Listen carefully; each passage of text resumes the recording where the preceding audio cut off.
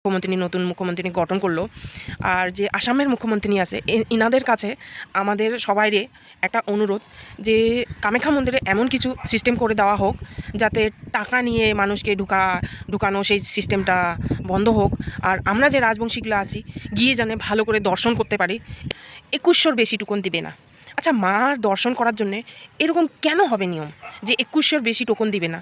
ঠিক আছে, মানলাম 2100 বেশি টোকন দিবে না, কিন্তু আবার পয়সা দিলে দিচ্ছে। তার আছে কুচবিহার রাজায় কামাখ্যা মন্দির বানায় দিয়ে বলে গেছেন আমাদের জন্য অনেক কিছু ফ্রি দিয়ে গেছেন, কিন্তু কেন অম্বুবাসী ছাড়াও যারা আমরা যাচ্ছি মন্দিরে দর্শন করতে, চাই রাজবংশী চাই আনাদা অন্য কেউ দর্শন করতে পারছে না, কিন্তু এই জিনিসটা কেন হচ্ছে?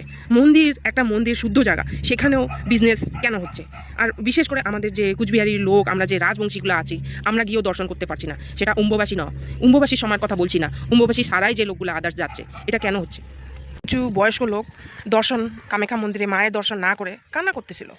ওরা অনেক দূর থেকে আসছিল, কেউ আসছিল গুজরাট থেকে, কেউ আসছিল ইন্দোর থেকে, মানে অনেক জায়গা থেকে অনেক লোক আসছে। আমরা কমসে কম 10 থেকে 15,000 লোক ছিলাম, আমাদেরকে দর্শন করতে দেয় নেই।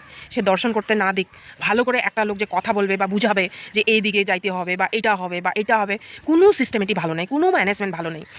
আজকের ডেটটা হচ্ছে 2026 মে মাসের 12 তারিখ, আর আমরা গেছি দর্শন করতে 2026 মে মাসের 10 তারিখ। কিন্তু এরকম কামাখ্যা মন্দিরে কোনো সিস্টেম ছিল না, ঠিক আছে? এই সিস্টেমগুলো নতুন এখন